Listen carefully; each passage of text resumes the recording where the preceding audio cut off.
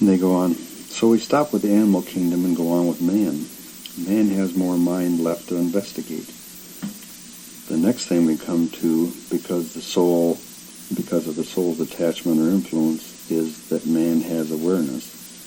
This awareness finds its influence or expression, as we said, in the left side and some of the right side of the frontal lobe of the brain.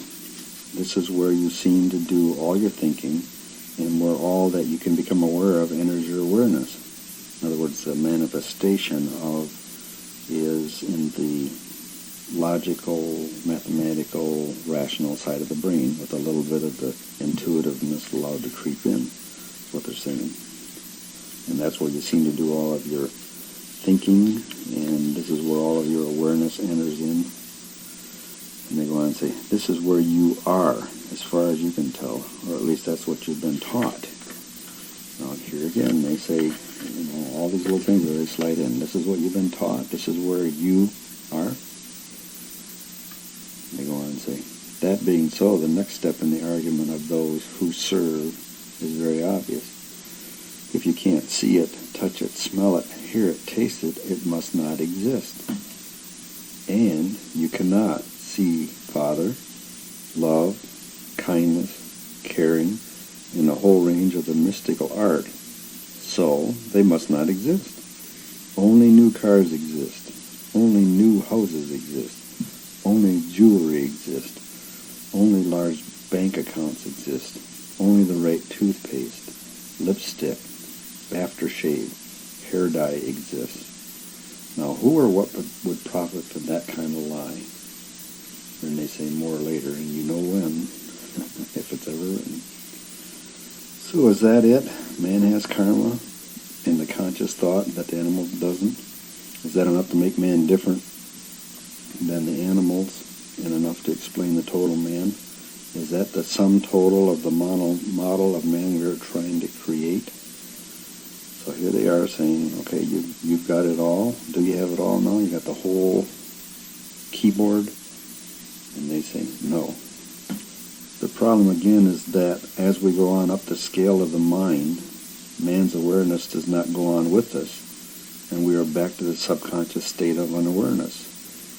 In other words, generally you're thinking that the subconscious is the lower levels.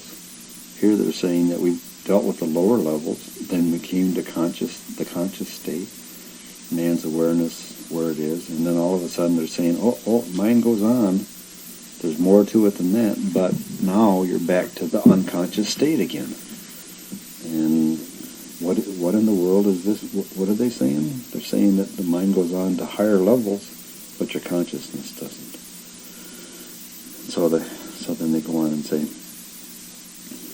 going on up the scale of this mind of man, we find a myriad of influences, all relating to the spiritual or mystical, as man would call them in his limited understanding. They all have their influence in man in the area behind the frontal lobes. Now, this influence, this expression they're saying is behind the frontal lobes, between the frontal lobes and the midbrain.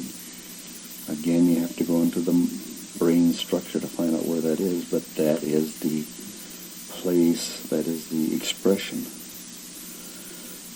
That's where it is, that's where it finds its expression.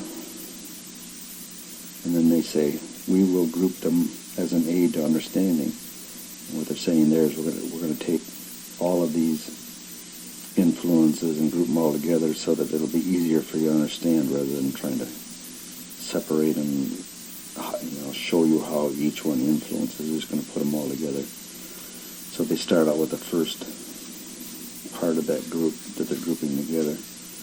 And they say, there is the influence of those who are earthbound and cannot seem to get on and away after death.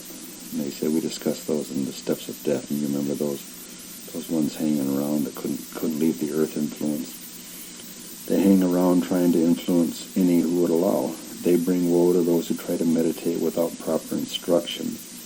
And they say proper, not expert. Those who drink or drug themselves get blown away. And those who just leave their bodies without instructions to the guardian. Did you get that? They do so much of this stuff. They bring woe to those who try to meditate without proper instruction. They bring woe. They bring woe to those who drink or drug themselves, get blown away. They bring woe to those who just leave their bodies without instructing the guardian. Now, there are a lot of you that don't even know what they're talking about here. Meditate without proper instruction. That was proper, not expert. They're saying, not expert instruction, please. Proper instruction is what they're after. What are they saying? Well, this is an area that I do know again. Proper instruction, meditate inward, never seek outward. Don't drink or drug yourself to get blown away. You leave the door open. Those things hanging around can enter. Those who just leave their body without instruction to the guardian. What instruction to the guardian? What guardian? If you're going to leave your body, you have to instruct your guardian. This place is mine. Let no one enter save that which would be on my side. That's the instruction. Let no one enter here. This is my abode. You're not welcome. You must leave. That's the instruction to the guardian. If you have to leave, and as you venture inward, you're not leaving, but there are circumstances where perhaps in your development you might leave your body. There is instructions that you can give to the guardian. Actually, you shouldn't be doing that until you know those rules. It's one of those things that slow, careful development gives you a well-rounded understanding. And best of all, those who would will leave the sphere of influence, moving on as was their design. And those left, they will finally have their dominion.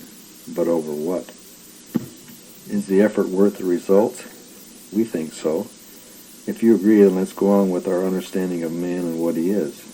We have given you the sources of emotion that influence man. Man must spend time understanding these sources and what form these influences take. We need to know when we are under the influence.